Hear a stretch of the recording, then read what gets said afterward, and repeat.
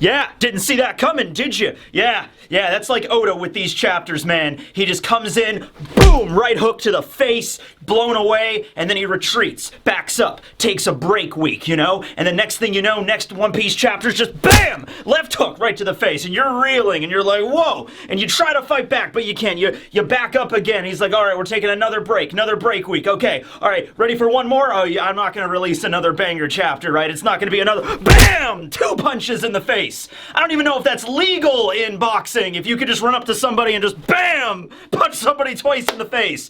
But that's what Oda's doing, man. That's what Oda's doing with these chapters, okay?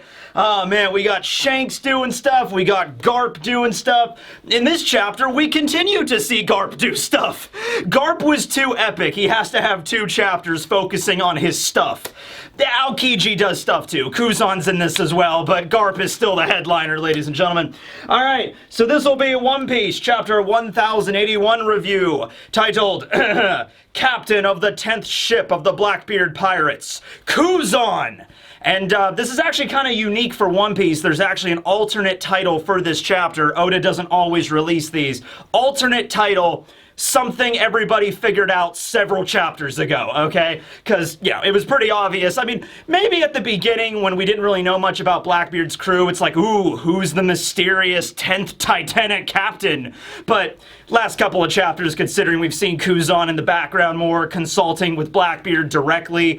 Because also, keep in mind, like, the first time we learned that Kuzan was working for Blackbeard, I think it was when Akainu was meeting with the Gorosei. And, you know, the Gorosei were like, we heard that Kuzan is working with Blackbeard. You should do something about that. And Akainu's just like, yeah, that idiot left the Marines. Let him do what he wants. You know what I mean? It's not my responsibility anymore. So we didn't really know. It was kind of up in the air, like, is Kuzan working with Blackbeard? Is it just a cover operation? Is he a member of SWORD? Is he doing something else? Is he secretly working with Akainu? That'd be a twist. Well, the answer to the question of how they met and how Blackbeard, you know, convinced Aokiji to join, I shouldn't even use air quotes because, yeah, how Blackbeard convinced Kuzan to join his crew. We're gonna see that in this chapter. It's pretty interesting.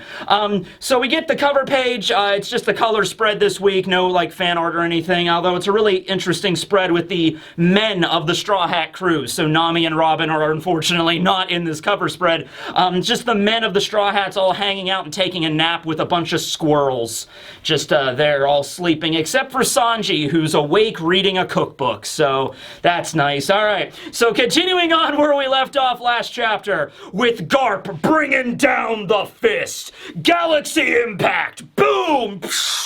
And we get a different perspective of it now. It actually doesn't look as, like, impressive as it did last chapter, to be honest with you. Last time, when we saw that shockwave, it looked like he decimated the entire town. So we zoom out a little bit to see Hachinosu. Now, Hachinosu, we've seen it before at like a establishing shots and things, but we're now getting to see it in its full view. And think of it more of like the mountain is up here and the entire island kind of slopes up slowly with the town, okay? The town is all made out of rock and, like, the actual stone of the island, okay? So you got, like, the rocky port, which I guess is on the perimeter, and then you have, like, this hillside that slowly goes up and up until it reaches the Skull Mountain, okay? So Garp brought down that fist, and it, like, leveled, you know, a good chunk of the town, not the entire town, though, okay? It's pretty rough, and we see all of the different pirates getting blasted away by this thing. I am still convinced. Like Garp lands, like, boom, like ground zero, right where the attack went off, and there's, like, nobody there, like, in the immediate vicinity. I am sure plenty of the pirates were killed immediately upon receiving that galaxy impact. We see a bunch of people get tossed around, but I think that's where the people that were, like, within, like, you know, the blast radius, they weren't immediately, like, killed, but, like, they were knocked back and, like, whoa. It's like a scene in the war movie when, like, a shell hits and everything's dizzy and goes kind of sepia tone, like, whoa, whoa, whoa. You know, it's kind of like that, right? So Garp is there, his fist is armament hockeyed up, it's, like, sparking. All of the pirates are like, oh god, it's over, he's gonna kill us all, you know? And we also have Garp's ship, which got sent flying out of the ocean in the last chapter. Still, we have no idea how that worked. It's very likely that Garp could have pulled like a mercenary Tao from Dragon Ball, where Tao like picked up that pillar, threw it, and then jumped on the pillar and like traveled on it. So Garp could have done something like that too. He's like, all right, everybody, hold on a second. He dives under the water, picks up his ship, throws it, jumps out of the water, lands on the bow of the ship, and then like rears up for galaxy impact, you know? Could totally have done that. So, Garp lands right in the center of that courtyard area, and also his ship is about to fall down on him, but then Prince Groose walks up and he uses Clay Ordination. That's a cool name. So he summons just a giant blob of clay to appear in the center of the courtyard, and that's what the ship lands on. So it doesn't like immediately smash into splinters and everything. We see a bunch of people on the deck of Garp's marine ship. I was looking for Bogart, could not find him, so I really hope he's there somewhere. Bogart, please, Oda, I know Bogart hasn't showed up in like forever, but back in the day, man, when Garp was around, Bogart was always there as like his right-hand man. And he was the one that like trained Kobe and Helmeppo at the beginning. He was there at not Ennie's Lobby, he was there post Ennie's Lobby at Water 7 when he met the Straw Hats. So it's like, dude, I understand it's been a while and Bogart has been a relatively minor character in this story, but please, please have Bogart do something cool before the series ends. Please, Oda. So we don't really see him, but we see Tashigi, we see Helmeppo. There's a lot of other Marines. They weren't the only ones that showed up, just like the strike unit of Sword. There's like regular Marines that, well, I don't know, if you're working for Garp on his personal ship, I don't know if calling you like a regular Marine is really apt at that point, alright? You've been through the ringer in terms of training at that point, alright? Even if it's just like, you know, like petty officers or like lower ranked Marines or whatever that are on this ship, they're probably stronger than your average petty officer, you know what I mean? So Tashigi's there and Helmeppo's there. Those are the main characters that we know. We haven't seen Smokers, so I don't know if he's here right now. It would be rather interesting for Tashigi to be there and Smoker not to be, but I'm thinking he might be, because Aokiji is very relevant in this chapter, and Aokiji and Smoker do have kind of like a relationship, like they're good friends, so it would be cool to see him again. Anyway, so the pirates are there, and they're just like, ah, you old fossil, what are you doing? And so Garp's there, standing amidst just this absolute destruction, and he's like, alright, if any of you pirates even so much as blink, I'll send you to Davy Jones's locker! Bam! And then you imagine every single pirate there is just like, did you blink? No! No, God, no, Grandpa, I didn't blink! Oh, God, no, please! It's just like, yeah, you're gonna shut up when, you know, Grandpa Garp is in town, okay? Yeah.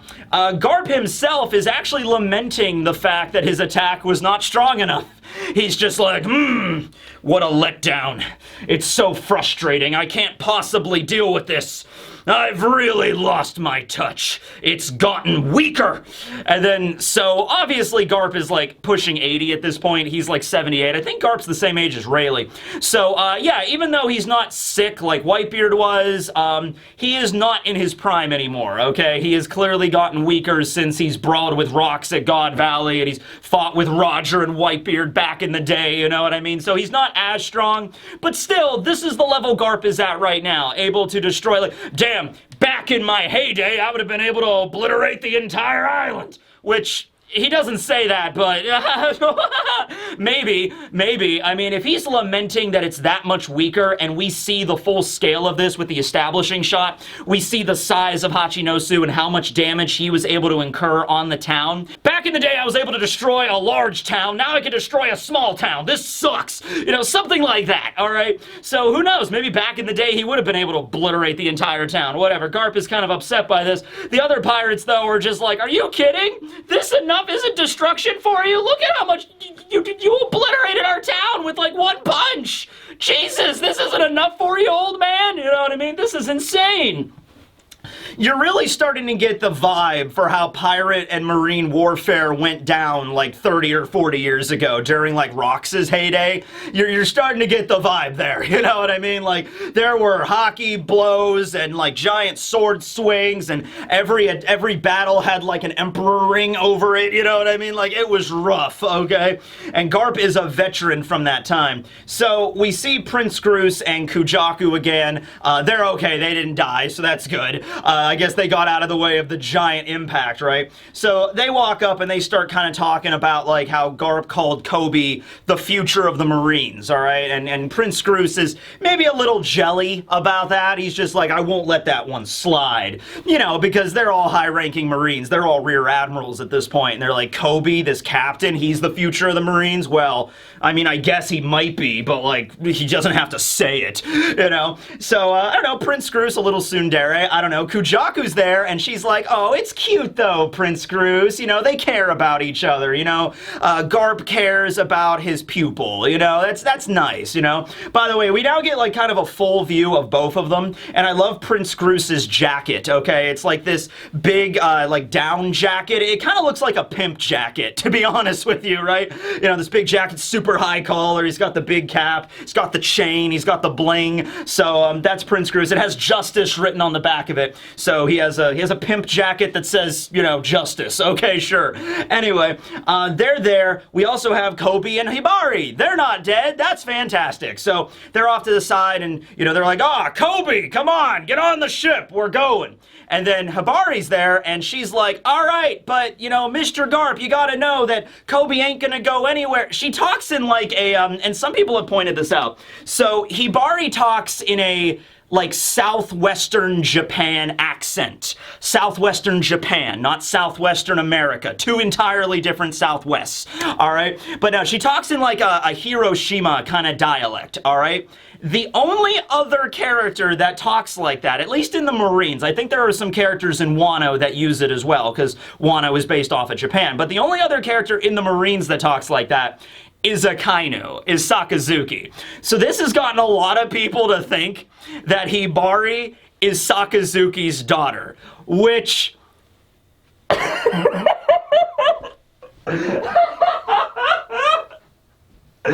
which I am 100% for that, because remember at Marineford when Kobe was like standing up for everybody, and he's like, I can't stand this anymore, please everybody stop the bloodshed, and he like throws himself in front of an admiral, and Akainu's like, we don't need weaklings in these Marines, whoa, and he goes to attack him, and then Shanks shows up and blocks the attack, and Kobe like has his life flash before his eyes.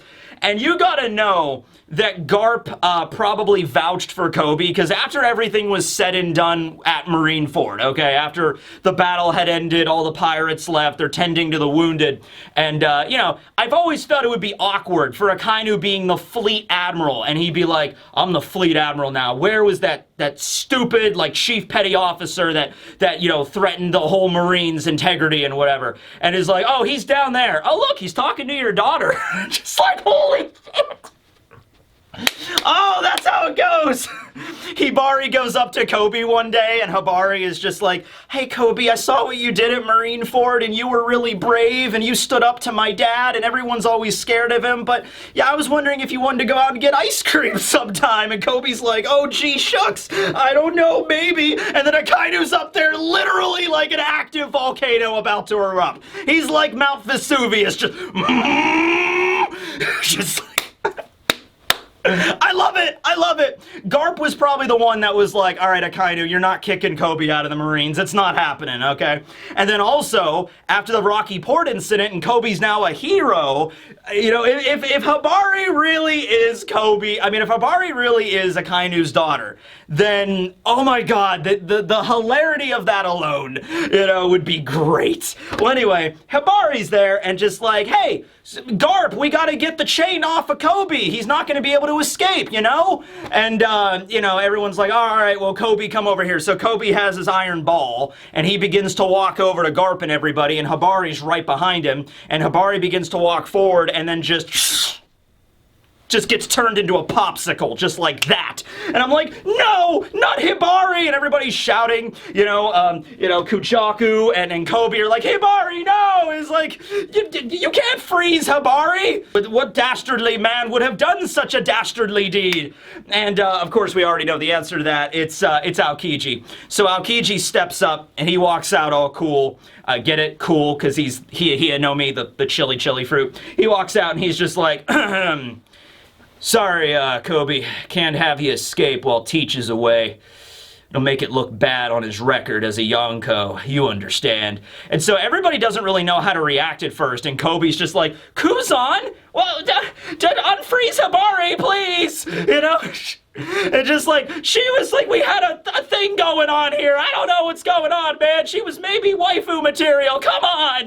You know what I mean? And so, Aokiji's there and just staring down Garp, and I love the line. Well, actually, okay, before we get to the line between Garp and Kuzan, we now cut to the flashback of how Kuzan joined the Blackbeard Pirates, okay? And I love this scene. I really do. Everything about this scene is like peak One Piece for me and Oda in his element while writing, okay? So, a little bit of a refresher here as like an establishing thing for this with the narrator, okay? So, 2 years ago, right after Marineford, Aokiji and Akainu fought it out on Punk Hazard to see who would become the next fleet admiral, okay? That happened pretty much right after Marineford, so 2 years ago. So it was probably like their wounds had maybe not even healed entirely from Marineford yet, and they were like, all right, let's go, okay? They go out to Punk Hazard. They fight for, I think, like 7 days or something. I always confuse their fight with Jinbei and Ace's fight, because I think one of the fights lasted 10 days and another fight lasted 7 days, which is absurd, right? I can't remember if it was Ace versus Jinbei that was the 7-day one, or if Akainu and... I feel like the Akainu and Aokiji one was 10 days, because they're admirals, so they fight for longer. Anyway, they fought. Akainu won. He became the next fleet admiral, Sakazuki, and then Kuzan left the Marines. All right? So this flashback takes place about a year after that fight. And we're on a certain island in the New World. And it's an island that has a pretty cool aesthetic. It's like, the island kind of looks like you have a bunch of, like, I don't know, like balloons, but they're made out of rocks. Not like, okay, it's like basically like a sucker. You know what I mean? Like you have like the stick, and then you have like this big orb on top of that. You know what I mean? But they're made out of like, they're like rock formations. And the buildings in town also have that similar structure. Like they're up on stilts. It's like a cool design for a town.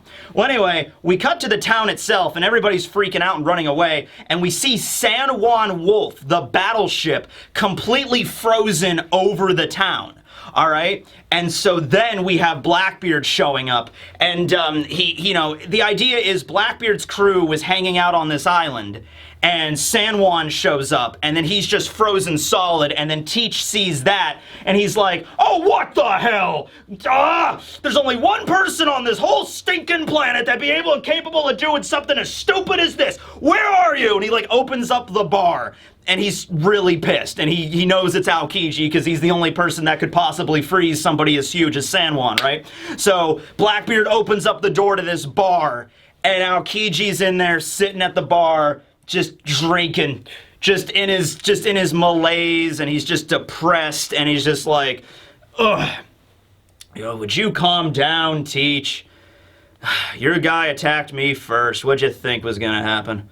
Glug, glug, glug. So this is Aokiji after his fight with Akainu, but before he joined Blackbeard's crew. So at this point, he is essentially a drifter. He is just a wanderer of the New World.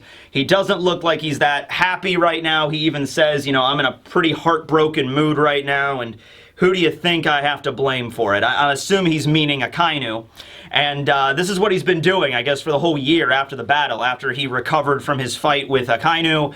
His wounds healed, he lost a leg, he used his ice to replace it as like a prosthetic, and he's just been bar hopping, I guess. And dude, I imagine this bar, we could call it the Sad Pheasant, because he's a pheasant, he's Aokiji, like blue pheasant. So it's called the Sad Pheasant, and he's just hanging at the bar, Like, I don't know if they have a jukebox in the One Piece world. I'm assuming they do. And it's just like, I don't know, Hank Williams Jr. No, Hank Williams Sr. We're going even further back. It's just Hank Williams Sr. on the jukebox. It's just like, oh, this is sad. It's so sad. He's just like, give me another. Sir, I think you've had enough. Give me another. On the rocks. You know, I'll add the rocks. I'm the ice guy. Here you go. Just, what a... Oh, boy. You know, like, that's Aokiji's life, alright? So Blackbeard shows up, opens the door. He's pissed that San Juan is frozen. And Aokiji's just cold as ice, man. He's just like, hey, Teach, be careful using those Quake powers you got from Whitebeard. If you're not careful, you'll shatter your friend up there. Oh, man. So we then have a little bit of a hard cut where you wonder what's going to happen. Like, is Aokiji, is Blackbeard going to come in and try to beat the crap out of Aokiji and take his devil fruit or whatever? No, we actually just hard cut to the whole group outside. So we see Blackbeard and Vasco shot, Katarina Davon, Lafitte is there, Burgess is there, Augur is there. I think the whole Blackbeard crew really is here at this point. San Juan is there, he's unfrozen now, and the whole group is just chilling outside the bar, just getting drunk and having a good time. They're just laughing. Aokiji is telling them the story of how the fight between him and Akainu went. And I love this! I love this scene! It's just like, oh man, let me tell you a story, man. Alright, it would be like if you were hanging out with Aokiji at a bar. You know, you go to a bar, some loner bar, you know, like a dive bar kind of place. You walk in, sad music's playing, no one's dancing, there's no live band, it's nothing like that. It's just a bunch of sad drunks sitting at a bar at like 11 o'clock at night, alright? And they're just like all old guys and trucker caps, and they're just like, ugh. You know, and then Aokiji's there and you sit down next to him and he's like, what's your story? I'm like, let me tell you a story. And he tells you the whole, he's like, all right, so then we're fighting, right? And it's epic. And then I throw a giant frozen pheasant at him. And then he throws a red dog at me and they clash and it made this giant lake in the middle of the island. It was crazy. You know what I mean? So he's telling the story as they're getting drunk, and I love this line. And then one of the Blackbeard pirates was like, oh, what did Akainu say next? What did he say next? And he's like, all right, you know, the time we had together, you know, and now we have to fight. It makes my blood boil. You know, that was something that Akainu said. You know, we were friends. We fought together. We were raised in the Marines together, and now we have to fight one another. It makes my blood boil, Aokiji. And he's like, oh, what did you say, Aokiji? What did you say? He's like, well, that would be the magma, you idiot. I was like, oh my God, that's so funny. Oh God, it's crazy. Let's see. He shows them his leg. He's just like, yeah, it was a crazy battle. Bastard took my leg. He lifts up the leg and just snaps it off because it's made of ice.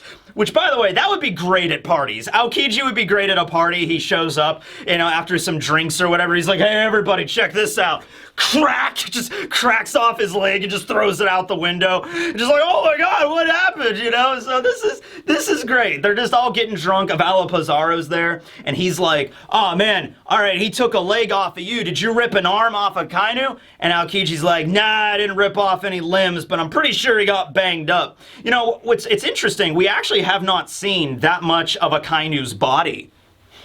You know, like Akainu has a scar, like a pretty nasty scar from like an ice scar, I guess, an ice burn. But we don't know the rest of his body. Like Akainu could take off his shirt, calm down, and like part of his kidney could be missing or something like that. You know what I mean? Like he could have really, you know, his limbs are all still intact, but you know, Akainu might have frozen something else off of him. Maybe, I don't know. Take that whatever you will. By the way, this also reminds me of the scene in film Z when Luffy and Zoro and everybody are in the bath and they meet Aokiji in there. And it's like a better version of that scene because that was a movie. It was non-canon, right? And so obviously they couldn't address things in the canon that had yet to been talked about in the manga yet. So it led to this really funny scene where Luffy meets Aokiji in the bath.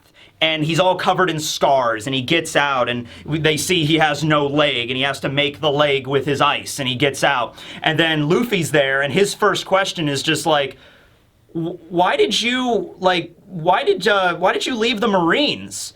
And Aokiji's like, did anyone ever tell you don't ask personal questions? Because that's one of them. I'm not answering that. It's like, okay, well then why did you and Akainu fight? I thought you were friends. yeah, gonna have to pass on that one too. I'm not telling you. And then there's like, oh, okay. Well, okay, what's up with this Zephyr guy? Zephyr Zed, you know, being the main villain of the movie. And then finally Aokiji is like, oh, alright, well, I guess you're not gonna let up. Guess I gotta tell you the story about him. I love that scene in the movie, because it's basically like Luffy being like, can you answer me this canon question? Nope, sorry kid, we're in a movie. Alright, well how about this other canon question? I told you, we're in a movie. I can only answer movie-related, non-canon questions right now. So what's up with the main villain of the movie? There you go. All right, here's the story. You know, just like, I love that. But here, it's just like he can actually answer. It's just like an actual more conversation. I love that. So he snaps off his leg. He's like, yeah, he took a leg off me and everything like that. At this point, they get brought up the poneglyphs. Okay, so he's like, oh, speaking of, you know, the red poneglyphs, right? There are these road poneglyphs that apparently, if you get all 4 of them, you get to go to Laugh-Tale and you get to find the One Piece, right? So the Blackbeard pirates, a year ago, were aware of these red road poneglyphs, or load poneglyphs, depending on the translation, whatever you're following now, okay?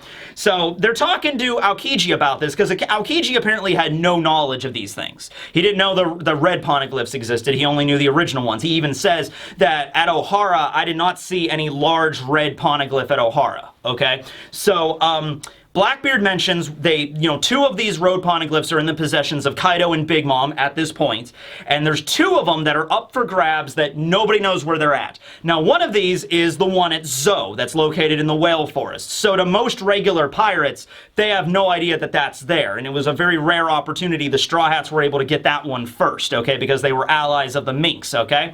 But the other one, though, is like, so they have no idea about the Zou one. They have no idea where that one's at, but they said the 4th road poneglyph, the one that has been missing, purportedly, the man marked by flames knows its whereabouts, or might even have it in his possession, okay? But nobody really knows what that is, and it's a funny scene where Aokiji even says, man marked by flames. Ugh. You mean me? Because he's like covered in burn scars. And so Vasco Shot's just like, no, it's not you. You got those scars recently. This guy's had scars for a while. All right, so check Aokiji off the list of possible, you know, suspects for the man marked by flames. And honestly, maybe mark off Saul as well, because I was just under the impression that Saul was the one that had it. But in a moment, we'll get to that. So actually right now, Lafitte walks up and he begins to mention, he's like, yes, the man marked by flames. They say he sails around the New World in a pitch-black ship. All those that approach him get sucked away in a massive whirlpool that appears out of nowhere, as if it's protecting his vessel. He most likely has a devil fruit ability. Alright, so this is like one of our first substantial clues as to who this individual is, the man marked by flames. Shiryu goes on to hyposit, Shiryu thinks it's a member of the world government. Is like, yeah, we all know the world government isn't full of saints, so I would imagine they would probably keep one of the road poneglyphs for themselves. That way, if they could just get one of them, that would mean nobody could get to the One Piece. By the way, I love it whenever the One Piece is referenced by name in the actual One Piece manga. It's happened more frequently now that we're getting into the final saga, but every time I see a character actually saying the words One Piece, I just get giddy. I just, boy. So it's happening. Anyway, man marked by flames, pitch black ship, creates whirlpools, probably a devil fruit user. My first thought with this, dragon. That was my first inkling. I'm kind of not thinking of Saul right now, because Saul is all bandaged up staying at Elbaf. And the implication is he doesn't leave. The implication is he's like wanted by the government. He probably would not leave Elbaf. Also, he was severely wounded at the end of Ohara. I mean, that was 20 years ago, but the wounds he might have been, you know, to the point where he might not be able to move under his own power anymore, you know what I mean? I mean, he was damaged a lot at Ohara. He was covered head to toe in bandages, so maybe, you know, the bandages have come off, but he might still be severely wounded, right? So, I don't see Saul just getting into a pitch black ship and just sailing around the ocean for no reason. And Saul did not have a devil fruit ability. I mean, it's been 20 years. Maybe he did eat one, and now he has some kind of, you know, whirlpool manipulation ability or something. But I immediately thought of dragon, because dragon revolutionary. He sails in a ship called the Wind Gramma, and we've seen it before. And while it's not entirely a pitch black ship, it could be. I mean, this was 12 years ago. Maybe they painted it, or maybe this, like, the color scheme of the anime was not correct. So it could have been Dragon, and Dragon manipulates the weather, whether or not he has, like, the storm fruit to manipulate all weather, or only maybe particulars like wind or whatever, but he can definitely manipulate the weather in some form, okay? So if that's the case, then maybe he's the one summoning his whirlpools. That was the first thing I was thinking of. But also, let's not discount Shiryu's theory of it being a member of the government. Oh, it might be Eam. Okay, here's the deal. You might be wondering about that, because Eam, backwards, IMU is UMI, Umi, ocean. A popular theory is, what if Eam has the ability to manipulate the seas? Or Eam is Mother Ocean, something like that, okay?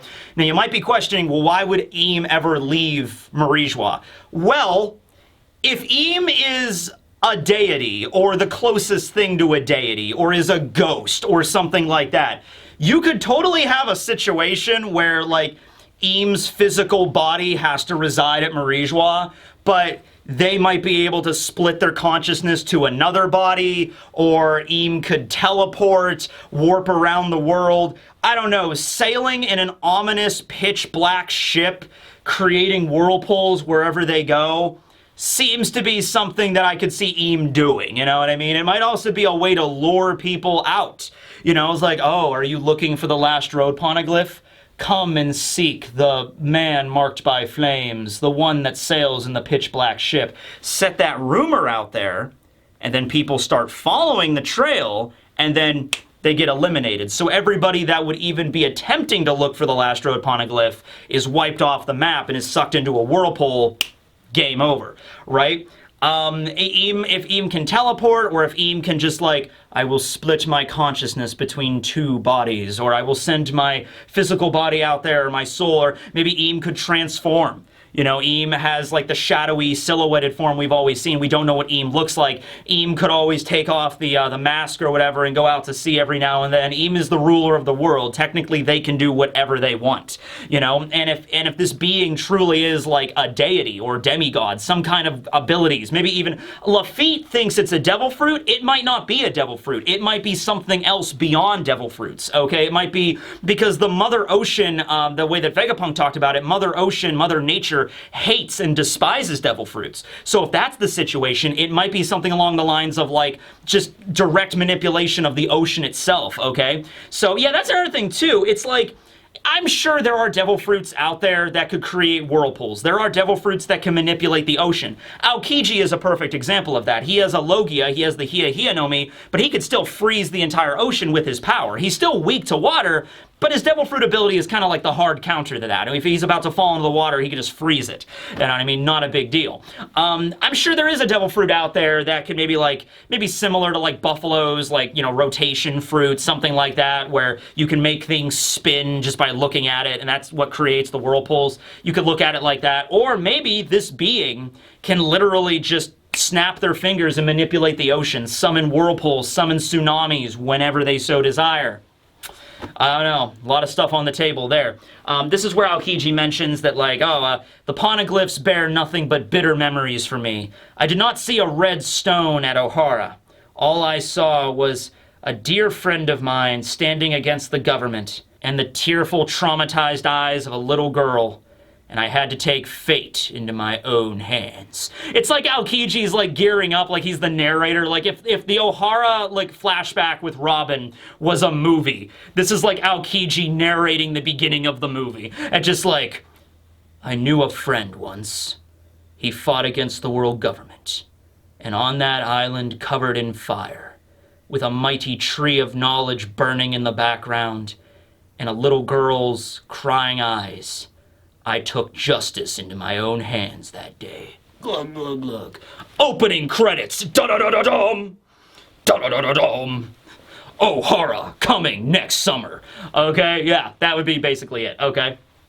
So, he's in the middle of reminiscing about Ohara, like he's drunk and he's about to tell the story of Ohara, and they're like, oh, what's with the sob story? But while he's telling that story, Lafitte kind of, like, you know, kind of leans into Blackbeard, and Lafitte's like, hey, Commodore, think we should steal his devil fruit? I mean, it's a Logia, it's the ice fruit. I mean, it'd be pretty damn useful. And Aokiji just kind of looks over at them and just like, I can hear you, you idiots. I'm not that drunk. Okay, and he immediately like kicks all the tables over and just flash freezes most of the Blackbeard crew like that. Like Vasco, Avalo, Burgess, everyone just gets frozen.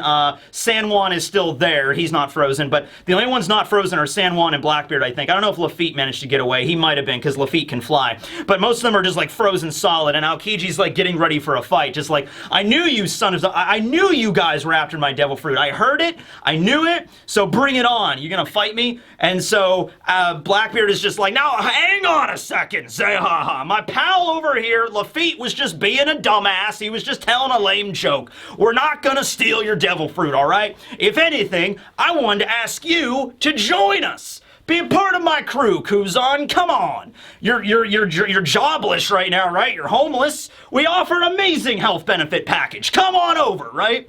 And Aokiji's just like, you idiots, do you think that pounding back a couple drinks will be enough for me to join you guys?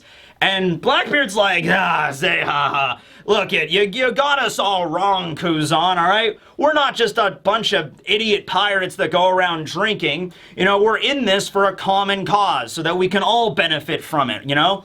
And Blackbeard is actually not entirely wrong. The way that pirates operated back in the day, they were not just like a bunch of merry, like, oh, I like to drink. Oh, you like to drink? Do you like to fight? Oh, I love to fight. All right, let's be pirates. Okay. You know, like that's not how historical pirates were. They were usually ex-Marines or ex-Navy, you know, and they got together, and there were criminals on board, of course. And, you know, well, actually, they were traitors to the crown or whatever, so they were all, you know, like the captain, like a Henry Avery, who was the king of the pirates historically. He used to work in the Navy, and then he defected, right? He mutinied, basically. So, but there's like a contract in a thing. It's just not like, let's just sail around and fight against the Marines. You know, no, it's like, we're going to write a contract. Who gets what share of treasure? We're in this for a common interest and all that kind of jazz, right? So Blackbeard basically is saying, hey, listen, you know, we're here because we have our own agendas, and we're all working together to get those agendas, okay, to achieve those dreams, so to speak. And it's like, that's what makes us pirates. Now, Kuzan, you're free from the Marines. You can follow your own sense of justice from here on out. So what do you want to do? Not what Aokiji wants to do. What does Kuzan, the man standing before me right now, want to do with his life? And so we cut back to the present, where we have the title box announcing Kuzan as the 10th captain of the Blackbeard Pirates, okay? Now, I'm beginning to wonder at this point, like, you know, I originally assumed that Aokiji might have very well have been a member of SWORD, because, like, working double agent and trying to help out Kobe. Now I'm not too sure. Now, that could still be the case. You know what I mean? Like, a year had went by from Akainu to this meeting with Aokiji and Blackbeard. So a lot of stuff can happen in a year. It could have been a thing where he was recruited by Garp and like, hey, we want you to hang out on this island. We know Blackbeard's frequents it. He's going to be there. Set it all up. Like, this whole thing was just a setup from, you know, the moment one. And Aokiji's obviously not going to be like, hey, Blackbeard, I will now join your crew. Yay. No, he's going to pretend to be his enemy first. Like, don't think I'll go with you. You know, it could be like that. It could be like that. Or, as I think about this more, Aokiji might have just joined Blackbeard's crew because he wanted to. He's just like, I want to see the rest of the perspective of the world. Because here's the thing. We as the fans know Blackbeard is evil, right? He's trying to, like, take over the world and shit, okay? And he captured Ace and he killed Whitebeard, and he's not a good person, right? But I just want to ask you a question, okay? Should Aokiji give a shit about any of the horrible things that Blackbeard did, to the point where Aokiji would not join him? So let's go over the list of the horrible things that Blackbeard has done. Well, first and foremost, he killed Thatch. He killed Thatch and stole the Yami Yami no Mi. Why would Aokiji care about that? He's like, you killed a pirate and stole a devil fruit. Aokiji doesn't have any connection to, like, Whitebeard in that way. He has no connection to Thatch. He doesn't care. He captured Ace and threw him to the government. It's like, Aokiji doesn't give a shit about Ace. He's a pirate. You know, he fought him at Marineford, you know? Blackbeard, you know, he betrayed the government and got in there and he killed Whitebeard. It's like, Aokiji left the Marines and the government. He's not part of it anymore. And Whitebeard was just a pirate to him. I don't see any reason, like, any overarching reason why Kuzan would be like, I'll never join you, Blackbeard. You killed Ace, a man that I have no connections with whatsoever. And then you killed Whitebeard in cold blood, a pirate that I spent most of my life fighting against anyway. I'll never join your evil crew, you know? No, I really don't see any reason, like, actually pounding back some booze and talking it out. Kuzan might be like, and now he's defected from the Marines, he's not part of the government anymore. He's like, maybe I should join you guys. All right, screw it. Look, let's go. You know, maybe. I mean, he could have just joined them, right? Anyway, cutting back to the present, we have this interaction between Kuzan and Garp now. Okay, so Hibari's frozen, Kobe's there, he can't really fight with the iron ball, and he has to tend to Hibari, he's got to get her out of there. So Garp is there, and he's just like, you better unfreeze Hibari, let us get out of here with Kobe, and put on a damn uniform! Get back in uniform, Aokiji, let's go, right?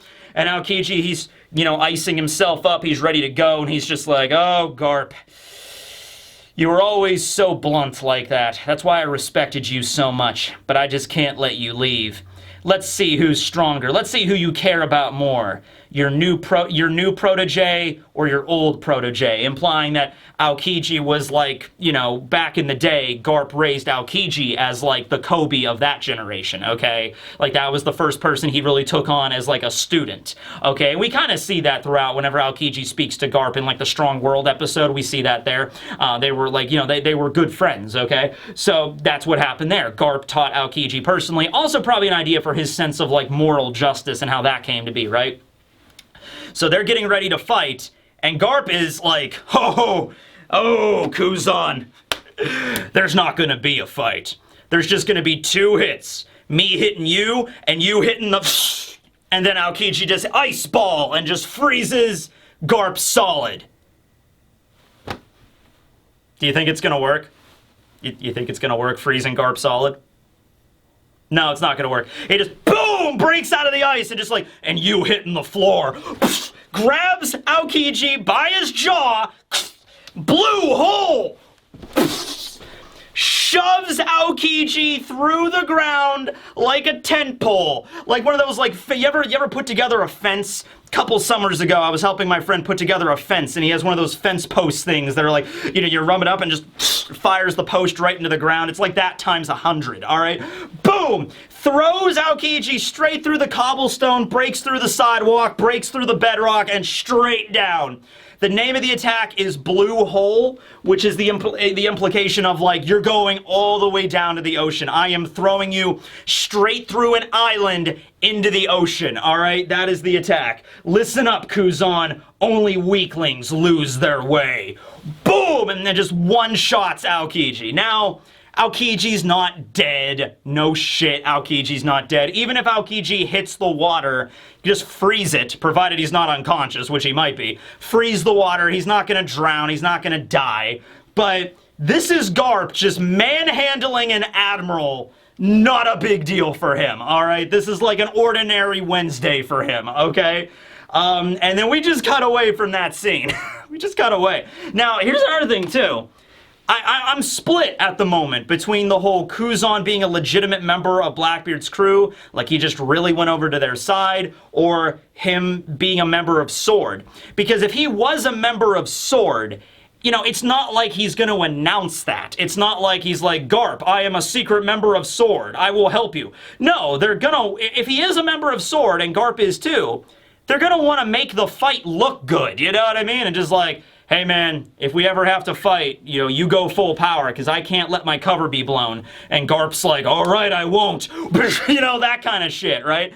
So, yeah, and he also says, you know, if you've lost your way. So maybe Aokiji hasn't lost his way. Maybe this is his way. It's just that they have to, you know, wrestle, so to speak. They have to put on a show for everybody, and it has to be believable. So whether or not Aokiji's a member of Sword, it's not like he would just reveal it right now. You know what I mean? The Blackbeard's crew is all around him. The 10 Titanic captains are still there. We don't even see them. We don't even see Vasco or, you know, Pizarro or San Juan in the context of the present. We see them in the flashback, but that's it. So, yeah, Garp just grabs Aokiji and just throws him through the ground. Just a standard move. Just not a big deal for him, okay, right? So, yeah, I'm guessing if this works, though, they could just grab Kobe and at least get out of there. Hibari's probably not frozen permanently. It's similar to Robin. If you just put her in some water and just heat her up, then she'll eventually thaw. Probably something similar to that. I don't see Aokiji being so cold-blooded as to just freeze, you know, Hibari solid and just kill her right away. You know what I mean? So, I think they'll be able to get out of there now. But we'll see what happens, right? Also, keep in mind, a couple of things. Kobe does mention that they're not all sword members. So he's like, oh, Tashigi's here. Even non-sword members are helping. So even though Tashigi's not a member of Sword, she knows about Sword. So Sword is not as secretive as we all thought, or at least a few people outside of Sword do know about its existence. And the second thing, Katarina, Devon, and Lafitte. Since Aokiji is confirmed to be here at Hachinosu, we know that Katarina, Devon, and Lafitte were probably the ship that were heading toward Egghead. So we have Blackbeard's group at Wiener Island, we have Aokiji's group here at Hachinosu, there's one more Blackbeard ship, and I'm assuming it's, I mean, I guess it can only be one of them, but I would assume it would be Katarina and Lafitte together, and that's a dangerous combination, because Lafitte is a hypnotist that can, you know, mesmerize people, and also Katarina Devon has the ability of the Kitsune mythical zone that allows her to transform into people. We don't know how she transforms, if she has to, like, physically touch the person, like Mr. Tube on Clay, or maybe she just has to see them, or just think about them, or see a picture. We don't know how her ability works, but it works. And she can transform into people with Lafitte's hypnotizing ability. That's going to be very devastating anywhere they go, but they're going to Egghead, where there's already a lot of characters running around, so just keep that in mind. Okay, so now we cut to the last scene of the chapter. We cut back to Wiener Island in the New World, where Blackbeard was facing off against the Heart Pirates, against Law's crew, and we took down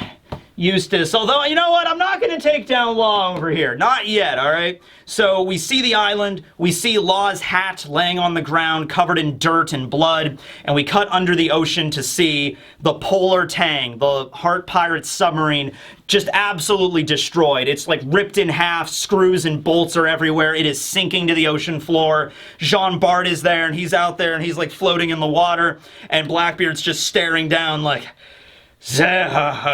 Blackbeard is there, looming over Law and Beppo. They're on the ground, beaten to shit. They're like, ugh, you know. And the narrator comes on and says, you know, the Polar Tang is currently sinking to the ocean floor. So Blackbeard is like, you know, those 100 hearts you gathered to become a member of the Warlords, those were taken from pirates at the Rocky Port. A lot of the pirates are still my men that are working at Hachinosu. They're gonna be overjoyed when we kill you, right?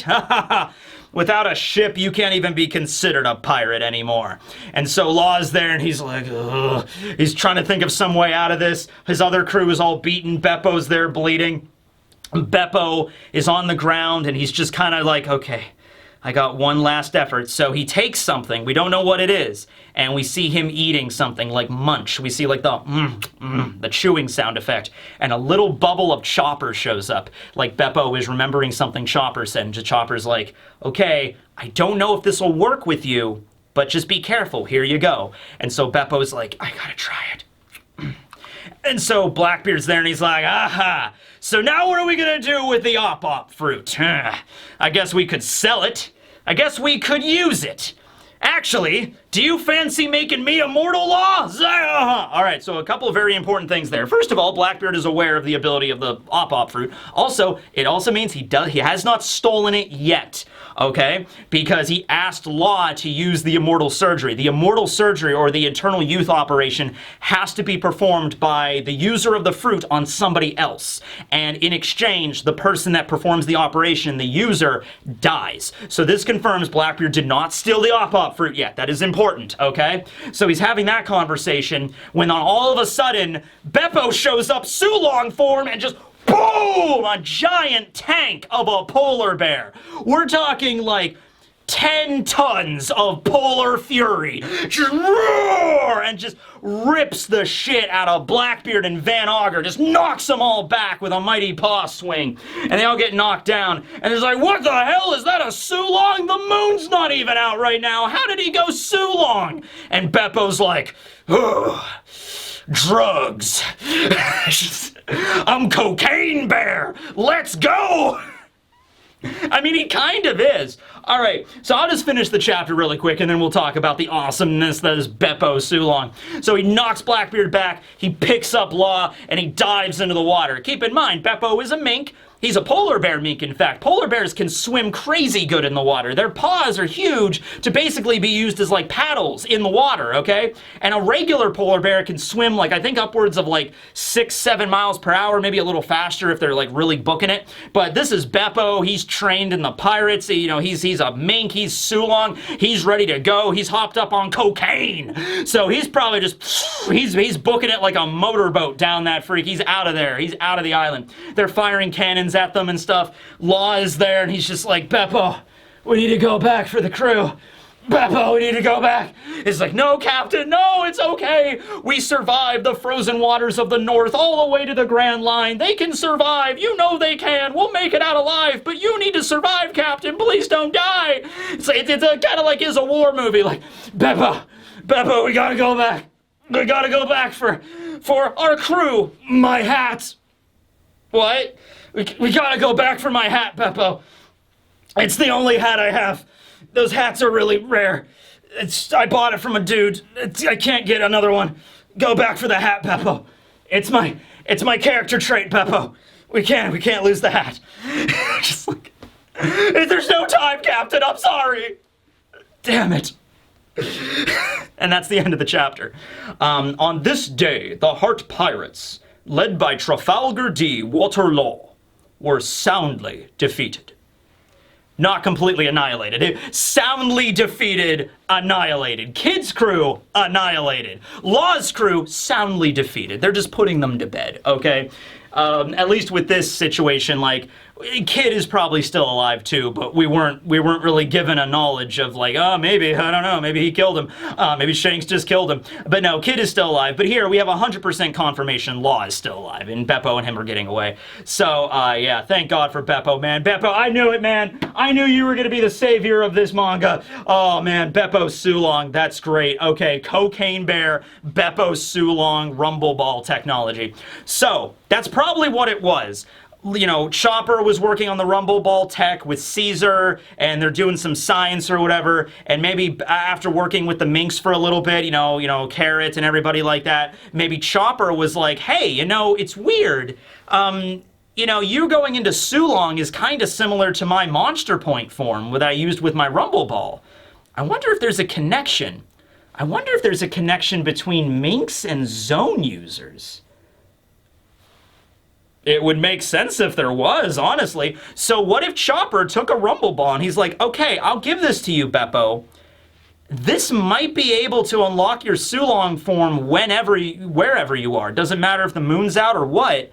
I'm not sure if it'll work, and I have no idea what the side effects would this be on a mink, but here you go if you want it. So Chopper's a nice guy, and he helped out the minks. Maybe he gave some to Carrot and Wanda too, like all the minks in case they needed it. But Beppo definitely needed it here. And so he went rage mode Cocaine Bear Sulong and just knocked back everybody. We already kind of knew about Sulong Beppo. Oda alluded to it in the SBS.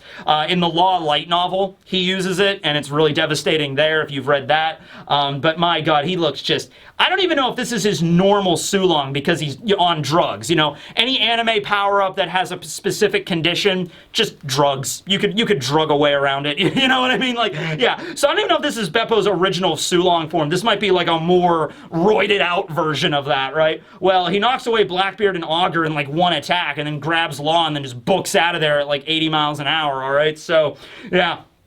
Oh, so... you know, Jean Bart, Sachi, Penguin, Ikaku, Panda Man. Panda Man was a member of the Heart Pirates. We see him. So they're all out of there. They all left. They all left them behind. So hopefully they won't die. They'll be captured by Blackbeard, most assuredly, brought back to Hachinosu to throw in as prisoners. And so that's the end of the chapter. Oh man, this week. Break next week also, another break, so we're hitting and fading. Is there a break next week? I remember reading there was. It wasn't listed here on the chapter, but I'm pretty sure there is a break next week. Because I think it's Golden Week coming up in Japan, so it's not a break on Oda's part, it's just Golden Week, it's a holiday. So yeah, anyway, this was a crazy chapter. I don't think it was as crazy as the Shanks chapter and then the Garp chapter, but, you know, we got to see Garp fighting against Kuzan. We got to see Kuzan's backstory with Blackbeard. We got to see maybe Akainu's daughter get frozen solid. And we got to see the Heart Pirates being soundly defeated by Blackbeard, okay? And so Law still has his fruit, thankfully, and as long as Law has Beppo, he'll be okay. Beppo is his time-honored best friend. It's like, it's okay, Captain, we'll be okay. It's just you and me, as long as we have each other. You know what I mean? So Beppo is the MVP of this chapter, even though Garp slammed Aokiji into the floor. I'm going with Beppo being MVP here. 500 berries? I don't think so. Try 500 billion. Yeah. All right, well, anyway, that's the chapter. I hope you guys all enjoyed. Thanks for watching Teching 101. Yeah, later. Have a good day.